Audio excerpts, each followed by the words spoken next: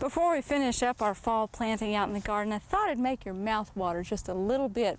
These are some heirloom tomato varieties that Daryl Merrill left us with last week after Oklahoma gardening, and we wanted to plant some of those heirloom varieties here in the garden, but take a look at the reason why.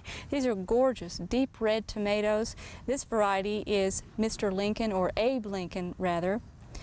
Then this one is red brandywine, not to be confused with pink brandywine that you might be growing in your garden this summer. And really it's from a totally different line. But take a look at this one right here. This is called Aunt Jenny's Purple, and it does have a red to purple cast. Let's take a look at how that looks on the inside. I know our studio crew insisted that I cut this open before I start digging in the garden, so these tomatoes will be ready to eat once we're through taping. This is juicy and deep red all the way through.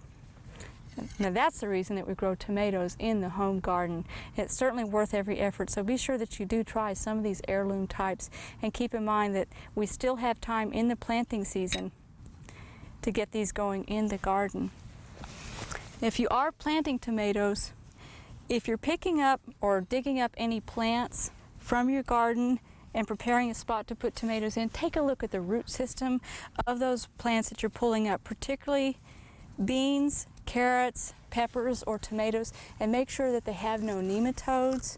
A little while ago we discovered in an older tomato bed some tomato plants that just seemed to not be thriving at all, and we took a look at the root system and found that they had a very knobby appearance, and it's a sure sign of nematodes, and there's no point in planting tomatoes right back in that spot.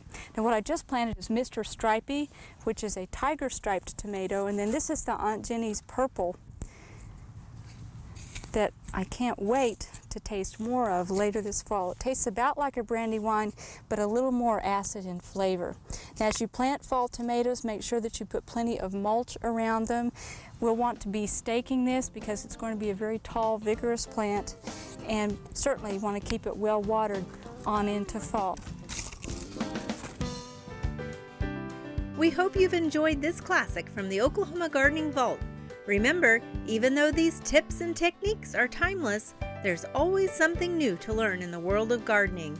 By subscribing to both Oklahoma Gardening and OK Gardening Classics, you'll have access to a wealth of gardening knowledge, both classic and contemporary.